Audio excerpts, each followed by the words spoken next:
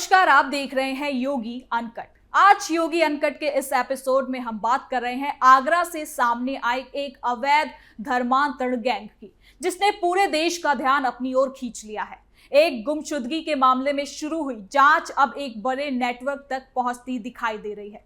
Police और ATS की कार्रवाई में अब तक कई आरोपियों को गिरफ्तार किया जा चुका है और अलग अलग राज्य से हुई गिरफ्तारियां इस बात का भी संकेत देती हैं कि मामला सिर्फ एक शहर तक सीमित नहीं है।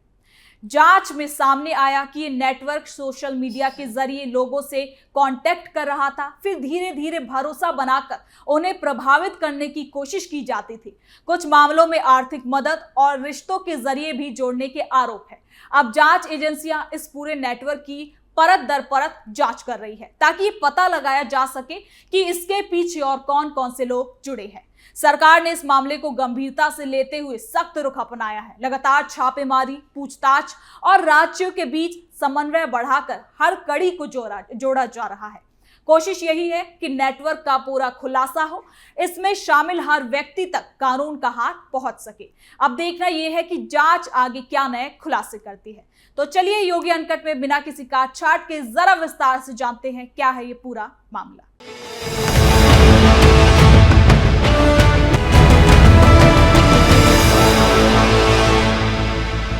उत्तर प्रदेश के आगरा से सामने आया कथित अवैध धर्मांतरण गैंग का मामला इस समय देश में चर्चा का विषय बन चुका है। ये मामला सिर्फ एक आपराधिक घटना नहीं माना जा रहा, बल्कि इसे एक बड़े और संगठित नेटवर्क के रूप में देखा जा रहा है, जिसकी जड़ें कई राज्यों तक फैली हुई हैं। इसकी आशंका जताई जा रही है। पुलिस और एटीएस की लगातार कार्रवाई में अब तक कई अहम खुलासे हुए हैं, जिसने इस पूरे नेटवर्क की कार्य प्रणाली को समझने में मदद मिल रही है। इस मामले की शुरुआत एक लापता केस से हुई, जब दो सगी बहनों के अचानक गायब होने की सूचना सामने आई। परिवार ने जब उनकी तलाश को शुरू किया, पुलिस ने शिकायत दर्ज कराई। तब शुरुआती जांच में कुछ संदिग्ध पहलू सामने आए। पुलिस को शक हुआ कि मामला सामान्य गुमशुदगी का तो नहीं है, बल्कि इसके पीछे कोई बड़ा नेटवर्क भी हो सकता है। इसके बाद जब जांच आगे बढ़ी तो धीरे धीरे एक कथित धर्मांतरण गैंग का खुलासा होने लगा।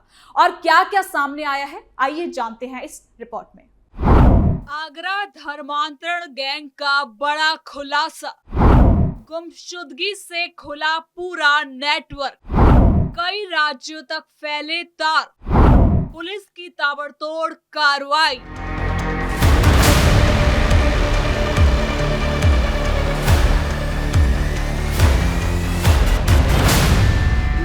आगरा में सदर की सगी बहनों के धर्मांतरण में शामिल गैंग के 4 और सदस्यों पर आगरा पुलिस ने शिकंजा कसा है।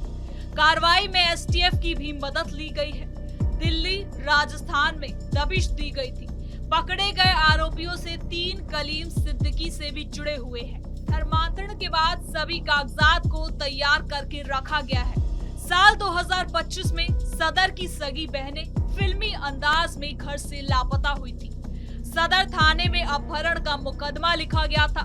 मुकदमे में एक कश्मीरी छात्रा पर शक जाहिर किया गया था। पुलिस ने जब छानबीन शुरू की तो पुलिस के होश उड़ गए। मामला देश भर में फैले धर्मांतरण गैंग से जुड़ा था। गैंग में महिलाएं भी शामिल थी।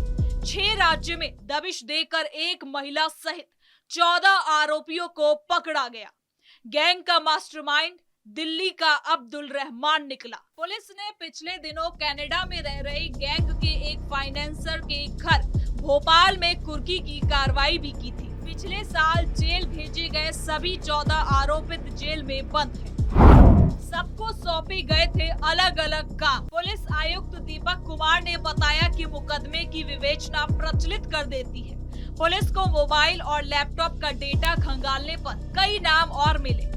पुलिस ने उनके बारे में सबूत इकट्ठा करने शुरू कर दिए। पुलिस की छानबीन में पता चला कि चारों गैंग के एक्टिव सदस्य थे। सभी की अलग अलग भूमिका थी। कोई फर्जी कागजात तैयार करता था, कोई पैसे मुहैया कराता था, कोई सोशल मीडिया पर एक्टिव रहता था, ब्रेन वॉश करने में मदद करता था, तो कोई दिल्ली में रुकने के लिए ठिकाना मुहैया कराता था। पुलिस ने एविडेंस कलेक्शन के बाद दिल्ली और राजस्थान में दबिश दी। 4 आरोपियों को पकड़ा। कोर्ट ने रिमांड स्वीकार करके आरोपितों को जेल भेज दिया है। धर्मांतरण गैंग को पैसे मुहैया कराता था परवेज। आगरा में सदर की सगी बहनों के धर्मांतरण में शामिल गैंग के 4 और सदस्यों को आगरा पुलिस ने पकड़ा है। पकड़े गए ईस्ट दिल्ली जामिया नगर निवासी तलमीज उर रहमान, परवेज अख्तर अहाता किदारा नॉर्थ दिल्ली का रहने वाला है, जतिन कपूर आदर्श नगर वेस्ट दिल्ली का और हसन मोहम्मद दीग भरतपुर को जेल भेज दिया गया है। हसन मोहम्मद गैंग में लंबे समय से जुड़ा हुआ है। पहले कलीम सिद्दीकी के लिए काम करता था। अब्दुल रहमान के कांटेक्ट में वो तभी से बना हुआ है। पुलिस का दावा है कि आरोपित निकाहनामा और धर्म परिवर्तन के कागजात तैयार किया करता था। गैंग की मांग पर भरतपुर से दिल्ली तक आता था। तलमीज उर रहमान भी अब्दुल रहमान से ही जुड़ा हुआ है। उसके साथ वो जमात में जाया करता था। परवेज अख्तर वो व्यक्ति है जो धर्म परिवर्तन के लिए किताबें तैयार कराता था। वो किताबें लोगों को ब्रेन वॉश के लिए पढ़ने के लिए दी जाती थी। गैंग को पैसे भी मुहैया कराता था। जतिन कपूर गैंग को दिल्ली में ठिकाने दिया करता था। एक एक कर हो रही गिरफ्तारियां, सोशल मीडिया से फैलाया जाल, भरोसा, रिश्ता और फिर टारगेट। विदेशी फंडिंग पर भी जांच तेज। इसके साथ ही एक और खास पहलू जो जांच में सामने आया है वो है विदेशी फंडिंग का शक। पुलिस और एटीएस को ऐसे संकेत मिले कि इस गैंग को विदेश से आर्थिक मदद मिल रही है। हालांकि इससे जुड़े मामले में अभी कुछ जानकारी सामने नहीं आई है, लेकिन अगर ये बात पूरी तरह से साबित हो जाती है तो ये मामला और भी ज्यादा गंभीर हो सकता है। इससे ये भी संकेत मिलता है कि केवल स्थानीय स्तर का नेटवर्क नहीं बल्कि एक बड़े और संगठित तंत्र का हिस्सा हो सकता है। इस केस में ये भी सामने आया कि कुछ लोगों को कथित तौर पर ब्रेन वॉश किया गया, यानी उन्हें लगातार एक खास विचारधारा के कांटेक्ट में रखा गया, जिससे उनके सोचने और समझने के तरीके पर असर पड़ा। ये प्रोसेस धीरे धीरे शुरू हुआ ताकि व्यक्ति को अचानक बदलाव महसूस ना हो। इस तरह के तरीके जांच एजेंसियों के लिए भी कहीं ना कहीं चिंता का विषय बन जाते हैं। साथ ही सरकार की तरफ से इस मामले को लेकर सख्त रुख अपनाया गया है। उत्तर प्रदेश में पहले से अवैध धर्मांतरण के खिलाफ कानून लागू है, जिसके तहत धोखे, दबाव या लालच देकर धर्म परिवर्तन कराना अपराध है। इसी कानून के तहत इस पूरे मामले में कार्रवाई की जा रही है। आरोपियों के खिलाफ गंभीर धाराओं में केस दर्ज किया गया है और उन्हें न्यायिक प्रक्रिया के तहत आगे बढ़ाया जाएगा। इस मामले के सामने आने के बाद पुलिस और एटीएस ने अपनी निगरानी और ज्यादा बढ़ा दी है। खासकर सोशल मीडिया प्लेटफॉर्म पर नजर रखी जा रही है ताकि इस तरह की गतिविधियों को समय पर ही पकड़ा जा सके।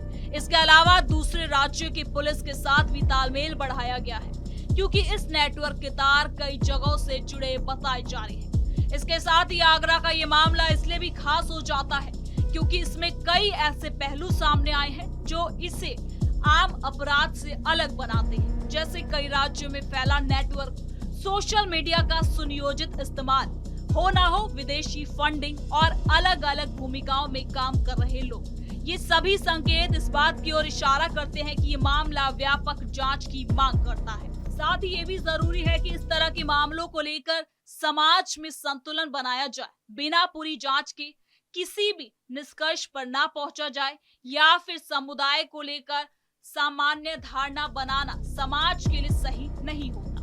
इसीलिए प्रशासन और समाज दोनों की जिम्मेदारी है कि वो सबूतों के आधार पर ही अपनी राय को रखें। इस पूरे मामले में आम लोगों की चिंता भी जाहिर है। लोग ये जानना चाहते हैं कि उनकी सुरक्षा कितनी मजबूत है और क्या इस तरह के नेटवर्क उनके आसपास भी घूम रहे हैं। और यही वजह है कि इस मामले ने आम नागरिकों के बीच भी चर्चा और चिंता दोनों बढ़ा दी है। फिलहाल इतना जरूर कहा जा सकता है कि इस मामले ने न सिर्फ कानून व्यवस्था को चुनौती दी है, बल्कि समाज और प्रशासन दोनों के लिए एक बड़ा सवाल खड़ा कर दिया है कि आने वाले समय में इस पर होने वाली कार्रवाई और जांच के नतीजे आखिर क्या होंगे, कि ये मामला किस दिशा में जाता है और इससे क्या सीख ली जाती है।